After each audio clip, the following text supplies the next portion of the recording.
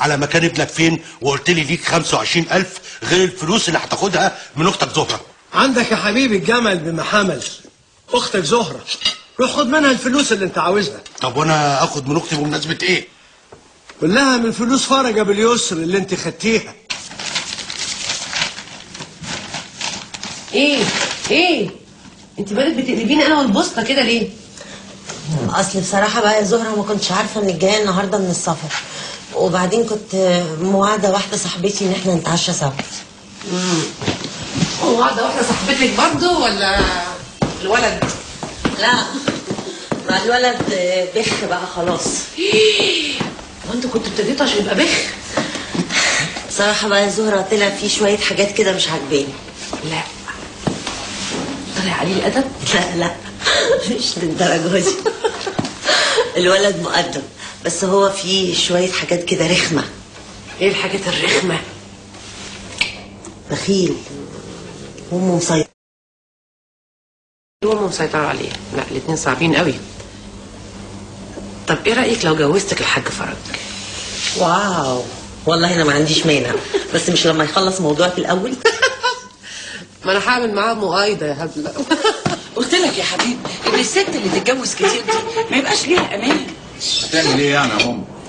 بقول لك ايه يا حبيبي، انت شايف من ناحيتها انها عايزه ترجع لجوزها الاولاني؟ يعني ايه ترجع لجوزها وانا ايه شراب؟ ابقى انا ايه يعني الزوج اللي خد على قفاه ايه يا ماما؟ خد يا حبيبي طيب. عليها وخصوصا النسوان، ده انا لما اتجوزتها كانت بتموت في ماجد وكانت مش قادره تنساها خالص وانا نسيته لها. انا مش عارفه انت هتموت نفسك عليها كده ليه؟ ما تسيبها يا حبيبي وتروح تتجوز اللي بتحبك. اللي بتحبني؟ اللي بتحبني يا ماما دخلت عليا النادي وهي ما جه جواد فرفور اسمه حماده. سيبيني والنبي سيبيني، انا مش طايق نفسي، سيبيني يا ابني يا حبيبي قدامك البنات كتير، انا مش عارفه انت لازق للست دي ليه بس؟ انا ما ينفعش اطلع من المولد بلا حمص. وبعدين في ايه؟ انت ناسه انها حامل مني؟ والضنا غالي يا ماما، وخصوصا بقى لو كان الضنا ده ولد مش بنت. هي ناقصه؟ انت مش قلت لي انها مخلفه من اللي قبلك 2؟ خلفت 2 منهم واحد حراق قوي ابوه مستعد يدفع فيه ملايين عشان يغير اسمه من ماجد لابو اليسر. التاني بقى غلوب مالوش غير نصيبه وفلوس امه بس. يا ابني انت الحمد لله مبسوط وكويس وباباك سايب لك ورث، يعني مش محتاج. مبسوط؟ لا يا ماما لا، انا مش مبسوط خالص. ده احنا اللي عندنا ده ما يساويش 1 على مليون من اللي عند زهره. يا بنت اللعيبه، اول ما الراجل دخل السجن قال لي تاخد حقي ناشف. يعني ايه؟ يعني خدت حقها وحق ابنها كانها ورثت الراجل بالظبط. يعني ورثته بالحياه. مش احسن ما كانت تستناه 15 سنه اما يطلع؟ اهو خرج. هو كان حد عارف ان هو هيخرج؟ بس عموما بقى زهره، انا محضر لك نفس البومبه اللي انت رزعتيها للحاج فرج. والله انا خايفه عليك يا فريد، خلي بالك من نفسك، على راي المثل تيجي تصيده يصيدك. هنشوف. اعمل ايه؟ الراجل قرطسني وقال لي روح خد فلوسك من اختك. طب ما تروح لها يا حبيبي، مستني ايه؟ ايوه تروح، هو مش حقنا ولا ايه؟ حقكم ايه؟ انتوا اتجننتوا في عقلكم. انا اروح لزهره اختي اقول لها انا فتنت عليك يا حبيبتي، قلت للحاج فرج انت مخبيه ابنك فين عشان يخطفه وعايز 25,000 جنيه، ده تديني 25,000 شلوط في حلق بقي. انت يا راجل انت مش قلت لنا قبل كده المقاولة على بعضها 75,000 جنيه؟ اوان بقت 25. الكلام ده لو كانت زهره لسه مبلطه في شرم الشيخ، لكن النحس بقى خلاها تطب علينا من غير احم ولا دستور. وانت مالك يا حبيبي؟ انت مش غنيت وخلاص تبقى تقبض اجرتك. يعني انا مثلا لو غسلت واحده وعديت عليها وصحيت تاني مش هاخد اجرتي؟ صحيت تاني؟ انت عايزه تغسلي واحده وتصحى في ايدك، ده انت تكتمي نفسها عشان تقبضي. وبعدين ايه حكايتك؟ ايه حكايتكم؟ انا اللي بعيده وبزيده قلت لك ما ينفعش اروح اقول لزهره انا فتنت عليك يا زهره، ده امي تقطعني. يا نهارك اسود، يعني ايه يا خليل؟ خلاص الفلوس طارت يا خليل. بس يا بت بس، الراجل جوزك ده هو ملاوع وبحوره غويطه، واحنا لا هناخد منه لا حق ولا باطل. باسمعي كلام امك، الحكايه فيها ان. فعلا الحكايه فيها ان. انا كل اللي عاوز اعرفه ليه نوال قالت لي على مكان زهره، وليه نوال برضو عاوزه تخلي زهره ترجع للحاج فرج. لا، الحكايه فيها حكايه. مالك يا حبيبي؟ ماليش، انا تمام اهو. تمام ازاي؟ انت على طول سرحان ومساهم، متحاولش تشركني في اي حاجة كأني مش مراتك حبيبتك.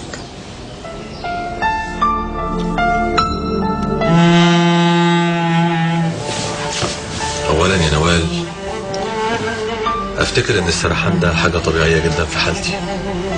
ثانيا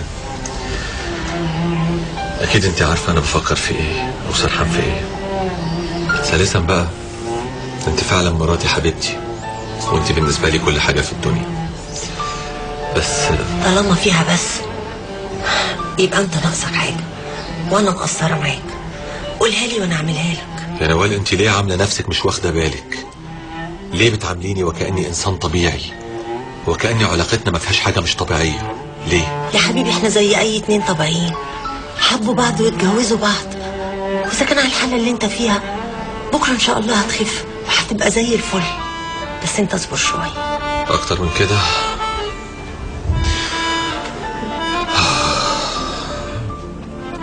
يا نوال، انا عارف انك واقفة جنبي وانك بتحبيني كأي زوجة مخلصة بتحب جوزها، لكن بمنتهى الصراحة بالنسبة لي ده مش كفاية. انت مش قادرة تساعديني افتكر حياتي اللي فاتت. انا كل اللي عرفته منك شوية تفاصيل عن علاقتنا قبل الحادثة، بس ده مش هيرجع لي الذاكرة اللي حاسس من غيرها ان انا تايه ضايع، ان انا مش طبيعي. يا حبيبي انا قلت لك كل اللي انا عارفاه، انت ليه حاطط في دماغك ان في حاجات انا ما قلتها لكش؟ وبعدين انا زمان كل اللي يهمني كان انت، لان انا حبيتك انت، حبيتك بجد. انا مش ذنبي يا ماجد ان انت ما قلتليش اي حاجه عن اهلك وعن اخواتك وعن اصحابك، بس انا ممكن اعمل اي حاجه انت عايزها. انا مقدر كل اللي بتقوليه، بس علاقتنا هتفضل دايما ناقصه حاجه مهمه جدا لغايه ما ترجع لي الذاكره. ساعتها بس مشاعري ناحيتك ممكن تبقى جميله.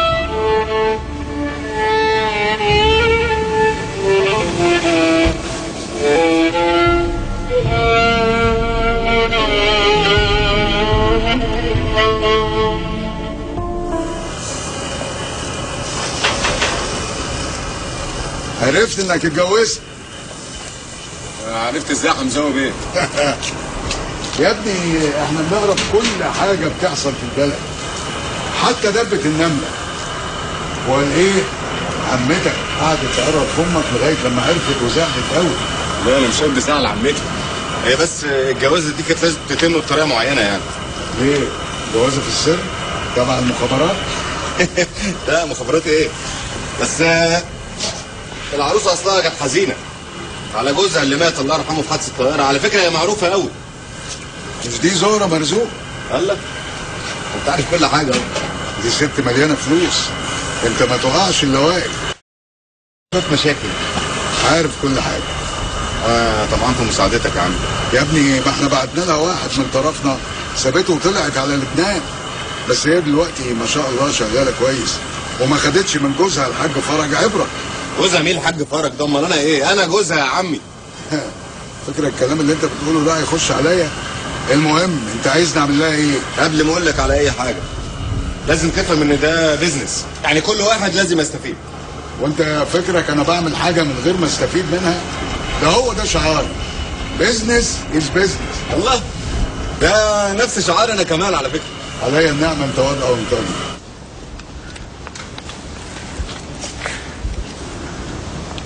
يا بخت العنب.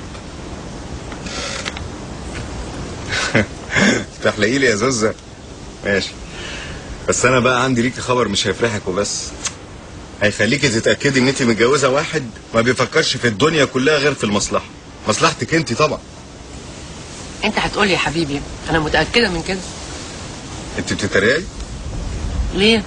هو انا يا سمح الله قلت حاجه غلط؟ لا، بس انا من طريقتك اقدر افهم اذا كنت بتتريقي ولا بتتكلمي بجد. المهم عرفت. انت مش مصدقاني ولا ايه؟ طب قولي لي، انت تعرفي واحد اسمه سيد بيه حمزاوي؟ اشمعنى؟ انت هتخشي لي قافيه، مش كل حاجه هزار يا زوزه. ماله سيد بيه حمزاوي؟ بسالك تعرفيه؟ هو في حد في البلد دي كلها ما يعرفوش؟ ايوه بس في حاجه مهمه قوي عنه انت ما تعرفيهاش. ايه هي؟ انه يبقى جوز عمتي. ما قلتليش الحكايه دي قبل كده يعني يمكن ما جاتش مناسبه. المهم ان انا كنت قاعد مع سيد بيه حمزاوي النهارده وكنا جايبين في سيرتك. سيرتي انا؟ خير ان شاء الله. عشان تعرفي يا حبيبتي ان مفيش حد بيفكر فيكي غير حبيبك فريد. انا لحد دلوقتي مش فاهمه انت تقصد ايه يا فريد. انا كنت قاعد مع سيد بيه حمزاوي من نص ساعه، قال لي على البيزنس اللي هندخله معاه. بس خدي بالك يا حبيبتي، سيد بيه حمزاوي قريبي بس الشغل شغل، يعني كل حاجه بتمنها. قلتي ايه؟ طب وفرج ده انا هعمل معاه ايه؟ لا الحاج فرج بتاعك ده كلها يومين وهيرجع السجن تاني. قلت ايه؟ هتحط ايدك في ايدي ونبتدي الشغل؟ ولما انت يا حبيبي تحط ايدي في ايدك، امال حمزاوي بيه هيحط ايده فين؟ انا مش عايزها ترجع لعصمتي بالمحاكم يا منتصر. انا عايزها ترجع من نفسها وهي شايله ابنها على ايدها. يبقى مفيش غير الحل اللي